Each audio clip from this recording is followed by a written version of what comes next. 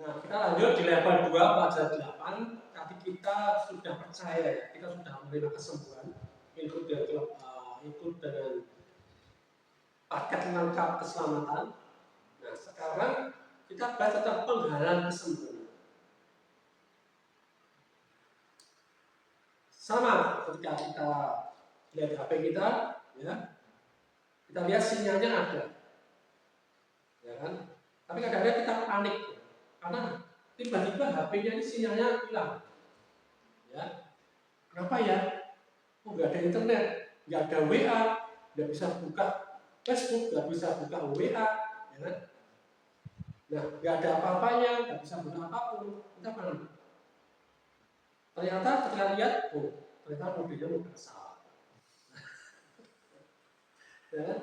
Nah, sinyalnya sebenarnya ada, providernya nggak ada masalah, power signal juga nggak ambruk, ya, masalahnya satu, HP-nya sendiri yang menutup akses. Benar ya? Ya. Begitu mode pesawatnya dimatikan, langsung WA masuk, notifikasi masuk, muncul, internetnya lancar. Nah, kadang orang berpikir mungkin Tuhan tidak mau menyembuhkan aku ya. Padahal kita berkata, Tuhan mengampuni segala kesalahanmu dan menyembuhkan segala penyakitmu. Tuhan berkata, oleh bilur-bilurnya kita menjadi sembuh. Artinya apa? Sinyal kesembuhan dari Tuhan selalu ada. Amin. Tetapi kadang ada penghalang. Seperti apa? Ketidakpercayaan, kepahitan, pengajaran yang salah, rasa bersalah, ya, atau pikiran yang belum diperbarui. Jadi bukan karena Tuhan menutup, karena mode pesawat rohani kita ini yang masih aktif. Ya. Jadi jangan sampai kita berdoa seperti ini. Tuhan tolong kirim sinyal kesembuhan. Padahal Tuhan mungkin berkata, sinyalnya sudah full banget. Coba cek mode pesawat tadi. Kan? Nah, kabar baiknya Tuhan tidak berubah. Kasih dan kuasanya tetap sama. Amin. Amin. Kadang perlu kita lakukan hanya membuka hati, memperbarui pikiran dengan firman, dan menyingkirkan penghalang-penghalang. Ketika penghalang itu hilang, kita mulai menerima apa yang sebenarnya sudah Tuhan sediakan. Nah, kita masuk dalam materi. Tujuan kita mempelajari topik ini adalah memahami mengapa tidak semua orang mengalami kesembuhan. Ya, kita melihat faktor-faktor yang bisa menghalangi manifestasi kesembuhan itu.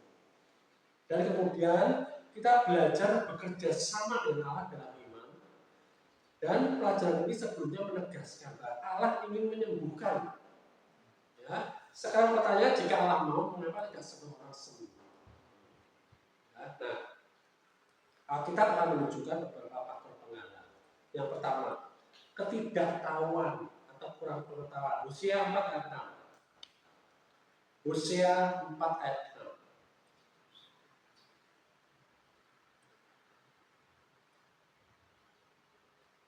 Hosea 4 ayat 6 berkata, umatku binasa karena tidak mengenal Allah. Ya, seseorang tidak dapat beroperasi dalam kebenaran yang tidak ia ketahui. Makanya kita belajar di sini. Ya. Seperti hukum gravitasi tetap bekerja meskipun orang tidak memahaminya, benar ya? Ya. Terus kalau orang nggak paham tentang hukum gravitasi, terus dia nggak terikat hukum itu kan nggak? Terus dia lain-lain, aku nggak paham tentang hukum gravitasi. Walaupun dia nggak paham, hukumnya tetap bekerja. Demikian juga hukum rohani bekerja walaupun kita nggak ngerti. Ya. Nah, ketidaktahuan tentang identitas dalam Kristus menjadi penyebabnya salah satunya. Kita nggak tahu tentang otoritas orang yang percaya, makanya tadi kita belajar tentang otoritas orang percaya. Kita harus tahu juga kesembuhan adalah sebagai bagian dari penebusan. Kalau kita nggak tahu, itu dapat menghalangi seseorang menerima apa yang sudah tersedia. Ya, itu yang pertama, ketidaktahuan, kurang pengetahuan. Yang kedua, dosa dapat membuka pintu. Ya, penting di sini adalah nggak semua penyakit disebabkan oleh dosa, tetapi dosa bisa menjadi salah satu faktor sakitnya. Contohnya, tidak semua penyakit karena dosa. Yohanes 9 ayat 1 sampai 3.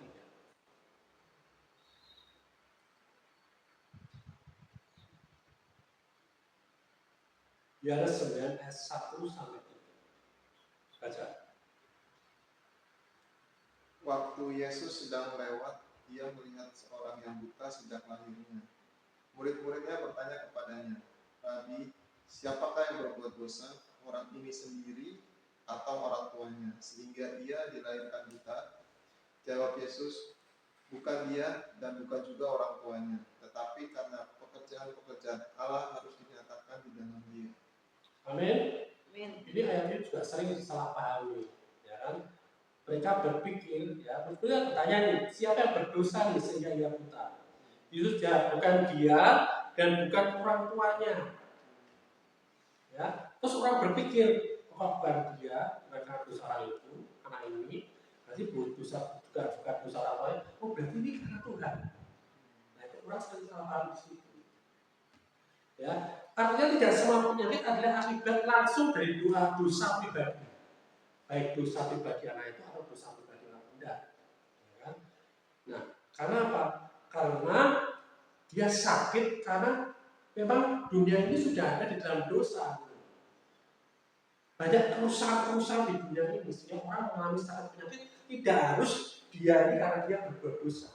Nah, seperti itu. Ya, kayak COVID kemarin, banyak tahu yang berjatuhan, apa mereka semua berbuat dosa kan enggak? Ya. Tetapi karena dunia ini sudah rusak, ada virus dan lain sebagainya yang dimunculkan karena akibat dosa, sehingga orang bisa sakit.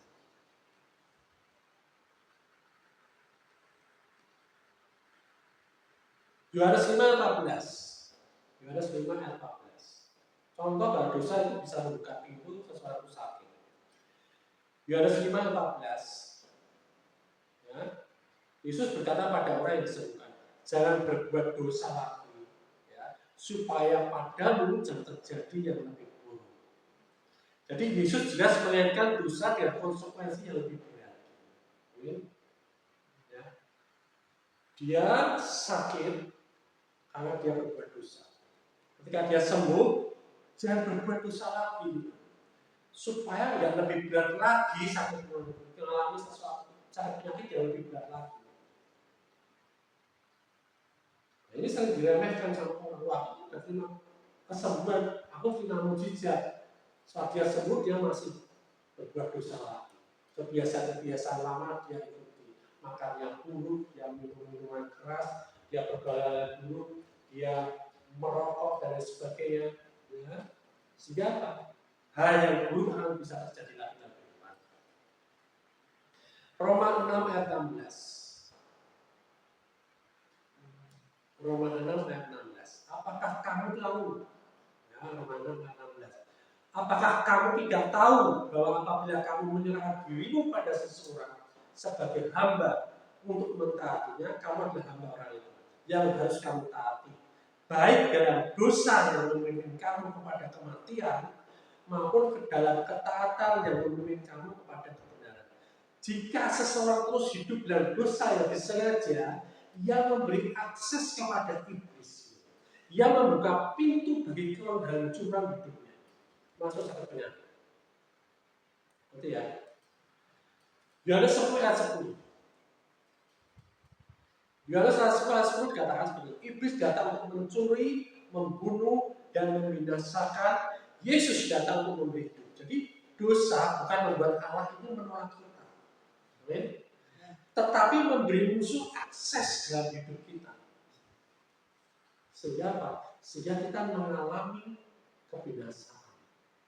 Bukan karena Allah yang menolak kita sehingga kita binasa. Tidak, Allah tidak akan menolak kita walaupun kita berdosa. Tetapi karena kita berbuat dosa, ini memberi musuh ini akses jalan masuk dalam kehidupan kita untuk merusak hidup kita, untuk merusak tubuh kita, jiwa kita. Betul ya? Paham ya? Nah, kejatuhan manusia, Roma 5, 12 sampai 14. Roma 5, 12 sampai 14. Silakan dibaca. Sebab itu, sama seperti dosa telah masuk ke dalam dunia oleh satu orang, dan oleh dosa itu juga maut, demikianlah maut itu telah menjalar kepada semua orang, karena semua orang telah berbuat dosa. Sebab sebelum hukum Taurat ada, telah ada dosa di dunia. Tetapi dosa itu tidak diperintahkan kalau tidak ada hukum Taurat. Sungguh pun demikian maut telah berkuasa dari zaman Adam sampai kepada zaman Musa, juga atas mereka yang tidak berbuat dosa dengan cara yang sama seperti yang telah dibuat oleh Adam, yang adalah gambaran Dia yang akan datang. Jadi penyakit masuk ke dunia melalui apa? Kejatuhan manusia. Ya. Bukan karena Allah menciptakan penyakit, tetapi karena dunia ini berada dalam sistem yang sudah rusak. Ya. Sejak kejadian tiga ini. Jadi kadang penyakit itu adalah akibat sistem dunia yang sudah jatuh. Atau itu proses alami tubuh.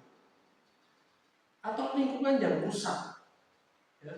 Jadi bukan semua karena dosa pribadi. Amin.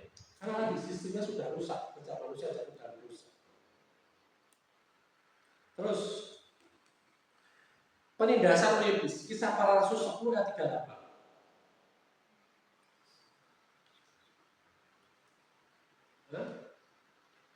Yaitu tentang Yesus dari Nazaret. Bagaimana Allah ini firman ini kita ulang-ulang terus, jadi kita bisa lihat dari sisi dan kita mengerti Alkitab ini menyediakan apa firman ini. Ya. Yaitu tentang Yesus dari Nazaret. Ini pengetahuan kita tentang Yesus lagi dari Nazaret, bahwa Allah mengurapi dia dengan Roh Kudus dan kuat kuasa. Hari ini Yesus juga mengurapi kita dengan Roh Kudus dan kuat kuasa. Amin. Ya, dia yang berjalan begini sampai berbuat baik dan menyembuhkan semua orang yang dikuasai iblis. Sebab Allah menyertai dia. Amin. Kita ini juga sama. Ya, kita disertai Allah sehingga kita berjalan berkeliling sambil berbuat baik dan menyembuhkan semua orang yang dikuasai iblis. Amin. Amin. Ya. Nah, ayat ini menunjukkan penyakit bisa merupakan bentuk penindasan rohani. Tapi Yesus tidak pernah bekerja sama dengan penyakit. Dia selalu menghancurkan penyakit. Amin. Amin. Ya. Jadi jangan sampai ketika ada orang yang bersalah pada kita, kita menolak, untuk dihukum Tuhan, dia mengalami sial bumbur, jangan sampai seperti itu. Ya, karena itu bukan lecet kita. Lecet kita akan menghancurkan perbuatan-perbuatan iblis. Amin. Ya, jadi kalau kita ada salah sama kita dan dia mengalami kesialan akibatnya, itu bukan karena Tuhan membela kita. Betul ya? Bukan karena kita, wah aku ini anak Tuhan, aku dibela oleh Tuhan. Sehingga orang itu yang mengalami aku dia mengalami kerugian. Tidak seperti itu. Tuhan tidak mungkin bekerja sama dengan penyakit untuk menghancurkan sesuatu. Amin. Ya, ngerti ya? Nah, ketidakpercayaan Matius 13 ayat 58. Ini penghalang. Ya. Karena ketidakpercayaan mereka tidak banyak mukjizat diadakannya di situ. Bahkan Yesus sendiri tidak melakukan banyak mukjizat di Nazaret. Padahal dia dikatakan dari Nazaret, kampung halamannya. Ya. Karena apa? Karena ketidakpercayaan orang-orang di sana. Ini tidak berarti kuasa Yesus terbatas, ya, tetapi iman adalah bagian dari kerjasama dengan Allah. Kesembuhan tidak dipaksakan, ya. Allah mau sembuh, ya. Allah tidak melanggar kehendak bebas seseorang. Amin. Ya, tapi Dia lebih ingin kita melanggar kesembuhan. Tapi yang menghalangi kesembuhan ketidakpercayaan. Nah, Yakobus 5 ayat 15. Yakobus 5 ayat 15. Baca silakan.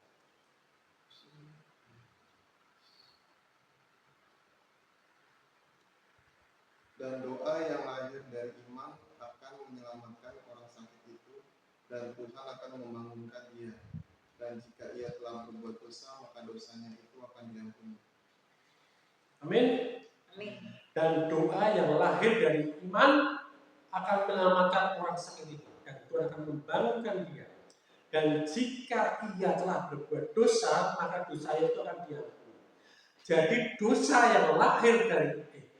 yang lahir dari iman akan menyelamatkan orang yang sakit. Amin. Iman bukan usaha manusia untuk masalah, tetapi respon percaya terhadap apa yang sudah Yesus lakukan. Amin. Jadi kesembuhan itu bukan sesuatu yang Allah lakukan terpisah dari kita. Dia bekerja melalui iman kita. Seperti itu. Ya. Nah, perlu keseimbangan itu penting. Ya. Jangan menyalahkan semua penyakit pada dosa. Jangan juga mengabaikan peran ketaatan. Jadi kebenaran besar yang harus dipegang Allah itu setia. Amin. Allah yang menyembuhkan. Tetapi kita perlu bekerja sama dengan Dia. Kesembuhan tidak datang karena kelayakan, melainkan karena karya Kristus. Namun hidup dalam pemberontakan membuat kita melawan sistem Allah. Amin. Amin. Itu ya. Apa baik? Baik. Tuhan Yesus.